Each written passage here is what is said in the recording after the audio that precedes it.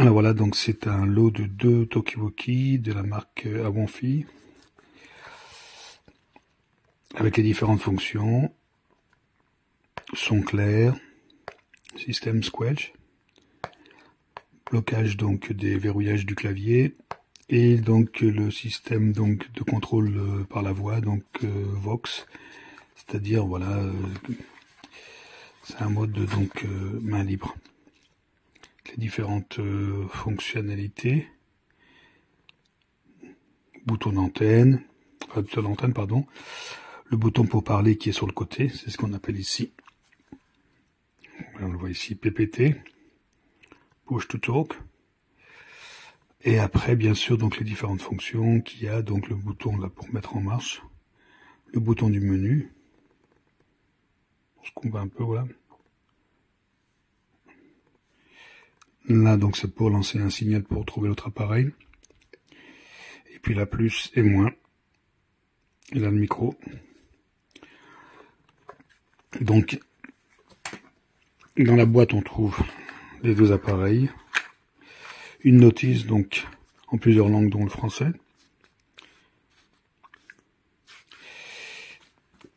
Et bien sûr, un câble de recharge, donc USB-C.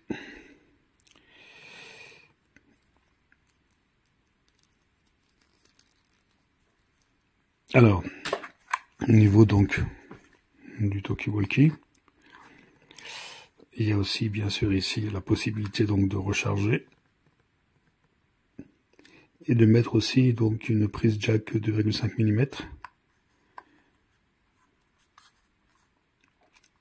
Alors donc c'est une batterie lithium-ion. Pour y accéder, donc bon là elle est déjà installée, mais sinon pour y accéder, il faut donc alors c'était un peu compliqué, alors j'ai essayé, c'était un peu compliqué pour retirer le clip pour fixation à la ceinture. Alors j'avais fait ça, et c'était vrai que c'était un petit peu compliqué. Alors, je vais essayer de retrouver le fonctionnement. Voilà. Il faut tirer un petit peu sur cette languette un petit peu là pour déclipser et pousser vers le haut. Et après on peut effectivement donc ouvrir. Accéder à la batterie, mais on l'a déjà installée.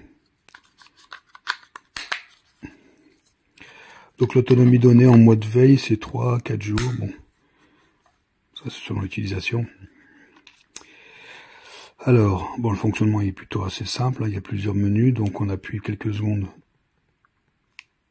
Et voilà, donc il s'allume. Et après, donc là on voit le niveau de batterie.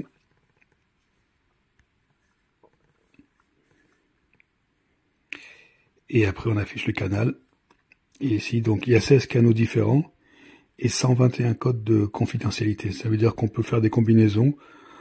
Donc, 1 et puis 121 codes différents, 2, 121 codes, etc., etc.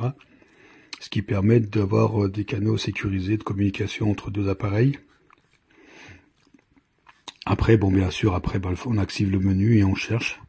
Donc, là, on accède au canal. On valide après.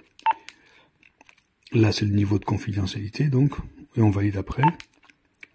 Là, c'est le type de sonnerie. On peut faire plus. Il y a plusieurs sonneries différentes.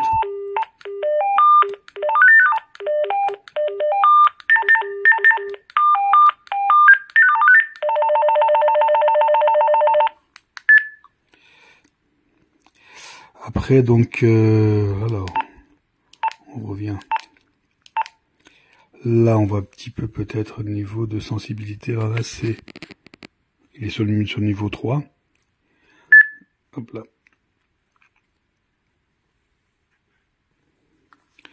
Donc je revenais sur la sensibilité, donc je reviens dessus. Donc là, on voit un petit peu le mode 3. Et en fin de compte, c'est haute sensibilité, donc bon pour les environnements silencieux. 2, c'est quand c'est en sensibilité moyenne, donc pour la plupart des environnements, et 1, faible sensibilité, c'est-à-dire quand on est dans un environnement donc bruyant. Après, il y a donc à chaque fois qu'on appuie, on passe sur un menu suivant. Et après, donc le menu suivant, c'est le réglage squelch, comme ils expliquent. Donc après, il y a des symboles qui vont s'afficher. Donc moi, par défaut, c'était sur 3. C'est la sensibilité moyenne du récepteur qu'on peut augmenter ou baisser. Après, il y a l'alimentation, donc réglage d'alimentation TX. Alors, par défaut, elle était sur high, mais on peut la mettre sur low. On va la remettre ici. Ce qui veut dire que la puissance, bien sûr, si je le mets par exemple ici, je vais le refaire. Donc, voilà, elle est sur high. Donc, si je bascule sur low. High. Donc là, bon, je le laisse comme il était. On le revalide. Et ça permet, donc là, comme il était sur le maximum, c'est la puissance maximale. Alors par contre, la distance d'émission était aussi plus grande, mais donc un rayonnement et une consommation d'énergie plus importante. Donc bah, ça c'est plutôt quand on est vraiment à l'extérieur, etc. Sinon quand on est proche et il n'y a pas beaucoup de besoin d'une puissance importante, on peut rester sur l'eau. Alors il y a des fonctions donc auxiliaires. Donc si on parle bien sûr un certain temps, il y a au bout de 60 secondes, il y a un bruit qu'on va entendre d'une tonalité spéciale. Ça permet justement de savoir que la batterie, bah, il faudra peut-être faire attention pour l'économiser. Il y a un mode verrouillage clavier. Et ben, il suffit d'appuyer longtemps sur le verrouillage. Alors, voilà, là il est en verrouillage.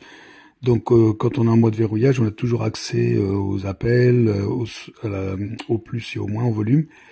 Mais ça évite de faire une mauvaise manipulation. Pour désactiver, on appuie longtemps et on la désactive. Alors il y a aussi donc un mode de numérisation surveillance.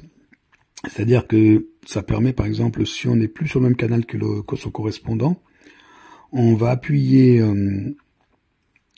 c'est simple, hein. Je vais allumer l'autre. Donc normalement on est sur le même canal.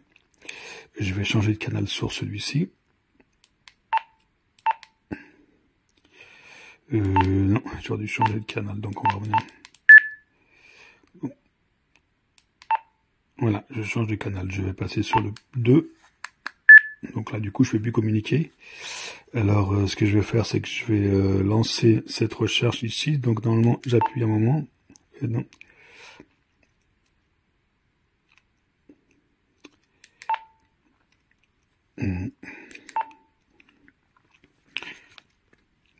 Donc, théoriquement, si j'utilise le mode de recherche de scan, il va pouvoir scanner, comme je ne suis pas sur les mêmes canaux. Il suffit que je lance le scan. Là, je suis sur le canal 1 et l'autre sur le canal 2. Si je fais comme ça, donc là, elle est en train de balayer. On voit une sorte de Z qui cherche. Il suffit que j'appuie ici, 1, 2, 1, 2, 1, 2, 1, 2, 1, 2, 1, 2. Voilà, il a capté que j'étais sur le canal 1. Donc là, voilà. Si je lâche, il va continuer à chercher. Voilà, il continue à chercher. Donc, il suffit que je reparle 1, 2, 1, 2, 1, 2, 1, 2. 1, 2, 1, 2, 1, 2, 1, 2, 1, 2, 1, 2, 1, 2. Donc là, il l'a trouvé. Bon, bah après, voilà, il suffit que... Voilà, donc on a retrouvé les bons canaux, on est synchronisé. Donc voilà, donc ça c'est pour les fonctions de si j'appelle ici numérisation surveillance. Le mode Vox, alors là c'est un mode qui permet justement donc de pouvoir. Alors il faut appuyer sur le bouton quand on est pour l'allumer, on appuie sur ce bouton là et le bouton marche. Donc le bouton comme ça, et le bouton comme ça. Et après, on aura donc le mode Vox qui va s'activer. Donc, c'est un mode, on va dire, c'est comme un mode main libre. Ça veut dire que voilà, il suffit de parler on n'a pas besoin d'appuyer ici sur le bouton. Il détecte la voix et automatiquement on l'entend sur l'autre appareil. Ensuite, après on peut remettre à 0, etc. Alors, j'ai fait le test. Hein, le son est quand même pas mauvais. On entend bien. 1, 2, 1, 2, 1, 2. 1, 2, 1, 2, 1, 2, 1, 2, 1, 2. Allô, allô, allô, allô, allô, allô, allô, allô, allô. Donc, j'ai fait un essai en plein extérieur. Alors, normalement, ils disent que c'est 25 km de portée d'une montagne, du sommet d'une montagne jusque dans la plaine. Bon, ça, c'est des cas de figure un peu particuliers. Sur un plan d'eau, on va dire très dégagé, on peut dire jusqu'à 8 km. On va dire en zone urbaine, alors c'est bien sûr, ça dépend bien sûr des obstacles qu'on peut avoir jusqu'à 2 km, mais il y a plein de conditions, il y a plein de facteurs qui font que ça peut aussi être moindre. Voilà, il suffit de la météo, les différents obstacles, etc. Mais tout à l'heure, je l'ai essayé en plein extérieur jusqu'à 400 mètres avec des arbres, etc. Voilà, sans problème, on pouvait entendre. Donc c'est quand même un très très bon produit, très léger, voilà, pour les enfants, même pour les adultes. Hein.